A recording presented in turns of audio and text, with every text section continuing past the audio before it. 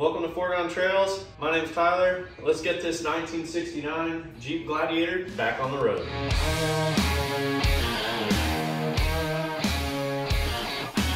We recently picked up this 1969 Jeep Gladiator pickup. My dad wanted something to cruise around, kind of that classic look, keep it really simple. Originally, we were gonna take it and turn it into a rock crawler, bob the bed, do all the things. We were told that wasn't a good idea with such a nice truck. So we found another truck to build into a crawler in the future, and we are gonna go ahead and put this one back to its former glory and get it on the road as it sits. With that, what do we need? Let's dive in and see what all this thing needs from bumper to bumper. Okay, starting up front, I love these grills. So in 69, they had what they called the Razor Grill, which is this, with these little moon pie things, I think is what they call them. I'm not exactly sure, but I love this look. I love all of this front end on this Gladiator. They moved to a few different grill iterations over the years. I'm not a super expert on these Gladiators, but this is definitely my favorite front end, so I'm glad that we got it. The other thing that's really cool, I think, is that these front bumpers have this three-piece design here, and I'm thinking long-term we're probably going to look at putting one of those nice big 8274 Warren winches there right here in this middle section. I've seen that done some. I think that looks really sharp. You know, give it that classic look, fit the feel of the truck, and I mean, everybody loves a good winch. Overall, this is kind of the front. Looks really good. A few scuffs here and there. The paint's a little worn and distressed, so you can see, I mean, just a few little scuffs, but nothing big, nothing major. The paint's definitely faded, so we're gonna try to do a Comet bath with it here soon and get this paint cleaned up. We might actually go ahead and do pressure wash it, buff it, do the whole 9 yards. It does look like it might have been resprayed at one point, but this should still be really close to the original color. Let's look under the hood. All right, there we go. Under the hood of this 69 is a Buick 350. These are supposed to be pretty great motors. Behind that's gonna be a Turbo 400 with a Dana 20 transfer case. This has some kind of weird closed knuckle Dana 44 up front, and I think it's a Dana 44 in the rear. I'm not really familiar with what these are, but that's neither here nor there. For today, what we really wanna do is get this thing running. It was supposed to be running before, but now it's not. So we're gonna dive into maybe why it's not running, look at a few things, but let's take a closer look at this motor. In here you can see they've updated it to an HEI distributor. It's a Buick V8. They put a new Holley 4-barrel carb on there. We'll go ahead and look at that here in a little bit when we're trying to get this thing running. Everything else under here looks pretty stock. You can see here with the lack of a compressor, this has the really coveted 2 windows down, 65-mile-an-hour AC unit. And man, is that gonna be great in 100-degree weather here in Oklahoma.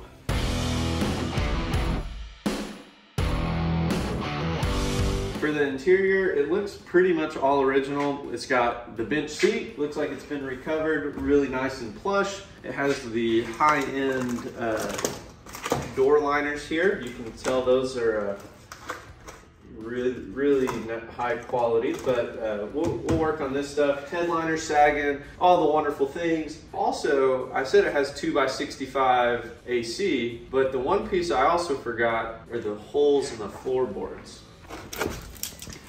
So this side, the holes aren't too bad, you know, right there. That'll provide a little bit of AC. Should be pretty good with that. So there's a little bit of rust that we'll have to patch on both of the floorboards, but the interior, other than that, is great. Looks all original. The truck, for the most part, looks like it's barely been touched. No dents or dings in the back, and overall, that's the truck. If you have any questions, leave comments down below. But let's go ahead and get started on getting this thing actually running. As previously mentioned, this thing was supposed to have run when we picked it up and when we got it. It doesn't currently run, so hopefully it's just a small detail that's wrong. But to eliminate some of the issues, we went ahead and made sure that the battery was charged. We put it on a battery tender all last night, so I know that that's gonna be good. If you watched some of the previous videos for the Krusty build, when I first started with it, we kind of went through a similar troubleshooting with the Jeep Cherokee, and the main things we're gonna be looking for today to get this thing running are gonna be air, fuel, and spark. Now air, that one always in the equation to me seems like a no-brainer, especially on these old vehicles. If the air cleaner's open or if it's just off, it's gonna have air. So then that moves us on to spark and fuel. So for that, let's go ahead and get the battery plugged in. We'll get the air cleaner off and we're gonna check for spark.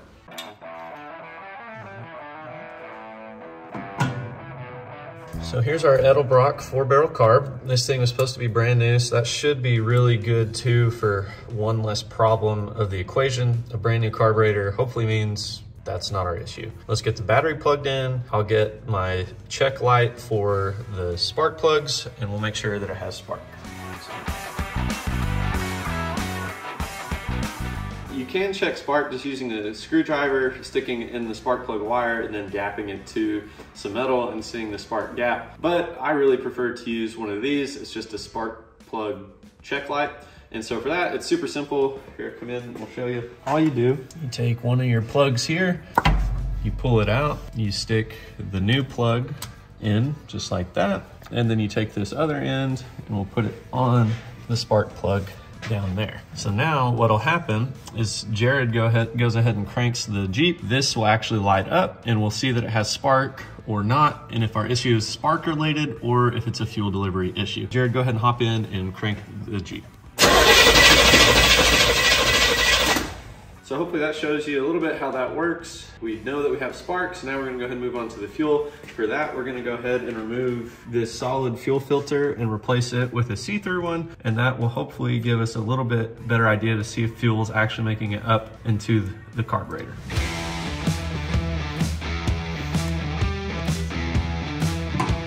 Got a mechanic here in the wild.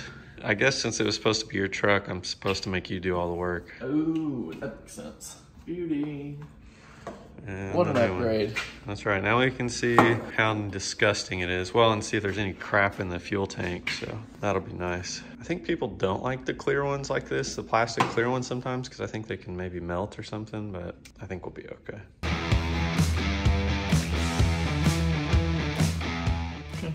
Okay, I'm gonna go crank it and see if we get fuel.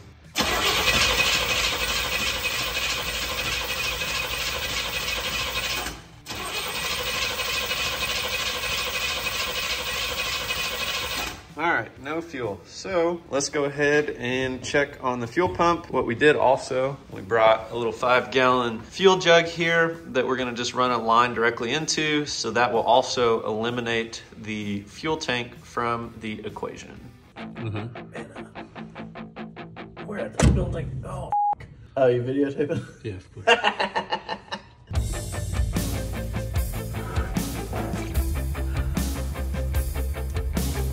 All good to go. We're now on the old fuel pump, so we'll give her a shot, try to test out if we get fuel using this. If not, we'll be swapping out the fuel pump. My trusty jerry can. Everybody loves it when you smell it. There you go. Okay. Is it in the fuel? So, yeah, it's in the fuel. All right. Good to go. So bypassing a little bit. Now that we've got the gas tank bypassed, we know that there's fuel in the fuel tank. We're gonna see if this fuel pump actually works.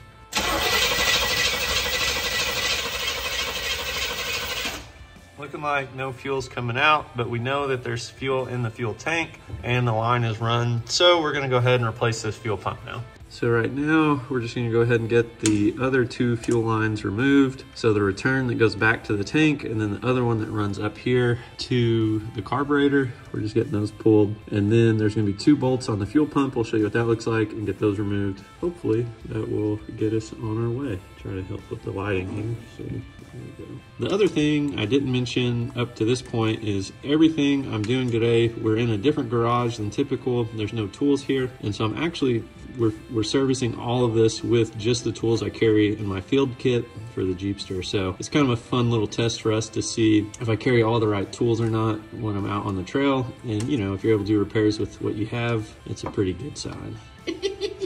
So now we've got the upper fuel hose removed, and the next steps that should be pretty easy. You can see hopefully right here that there is a bolt on each side of the fuel pump. So we're gonna get those removed and get this fuel pump pulled out.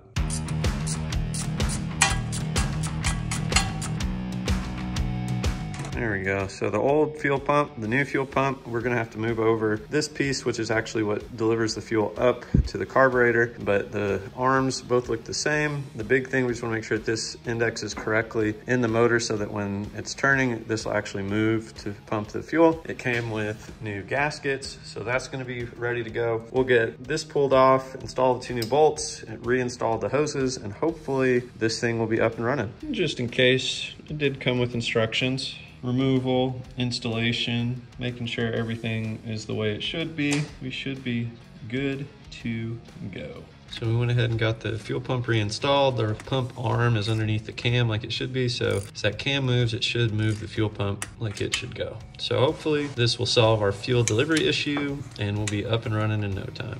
Let's see if this sucker gets fuel.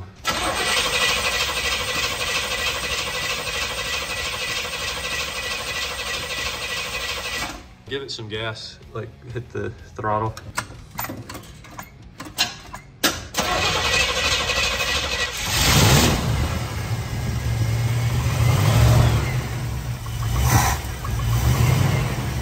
Okay, it's alive and it's sounding good, boys. Let's see if we can get this thing moving under its own power. 3 days later. If you can't tell, it's a new day.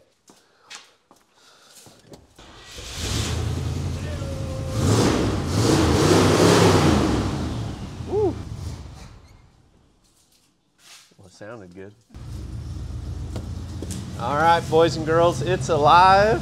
The truck is running, and we're well on our way to have this thing. I think the next step is we'll take it for a rip around the neighborhood. Rip it.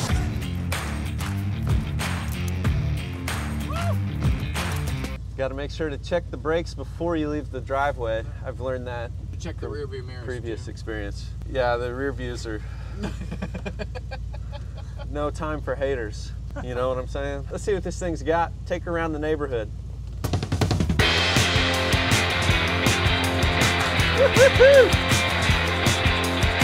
Oh, look at that. No, I'm going 100, 110. Dude, this thing screams, dude. 100. 0 to 100 in like easily 1.4 seconds. Woo! Man, that thing's throwing all 3 of us back. Woo!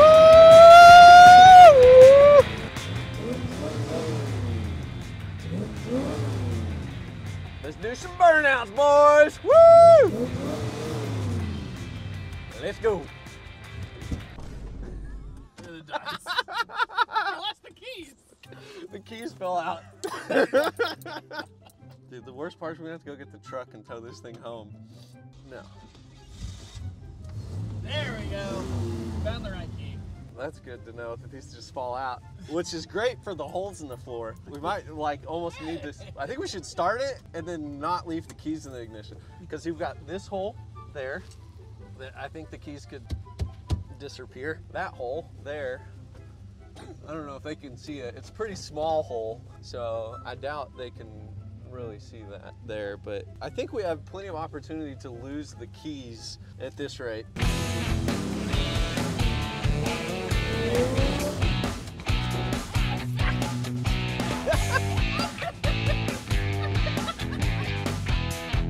Did we get any traction?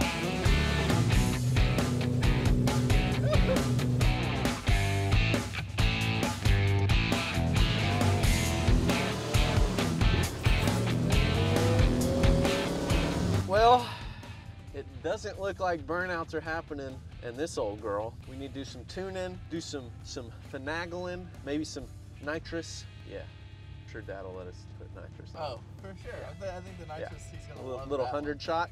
I mean, we were already hitting 100 earlier. Dude, this is fast. I was getting asked 0 to 60 time on the yellow Jeep. Dude, this thing 0 to 60, 100 in like 0.6789 seconds.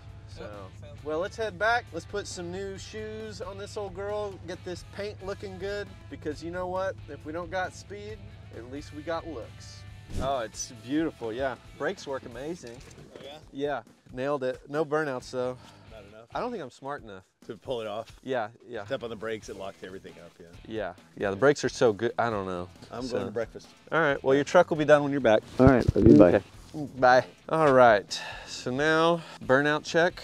no burnouts. Let's see. So what can we do? We can make it look good. You guys have seen before, I did a little bit of those SOS soap stainless steel things to restore the paint on crusty. We're gonna try a similar process with this. I had some people say a Comet wash with some Scotch-Brite pads, blah, blah, blah. We're just gonna try to knock the dust off this paint and really get her to shine. Then we've got a new set of wheels and tires to throw on it. And from there, this baby should be ready to go and be back on the road. So if you look, a little faded, a little bit distressed. We got a few spots missing, but we're gonna try to keep that nice patinaed look, really get this paint to look the way it should. Let's get the water hose hooked up and get busy.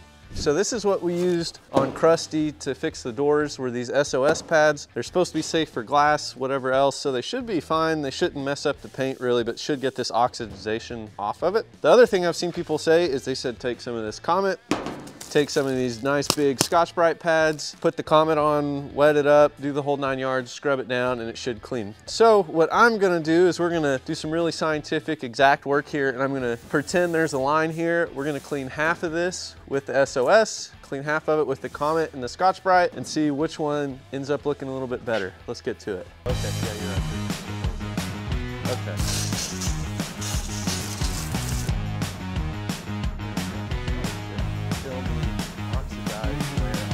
At the car wash, yeah. At the car wash. Now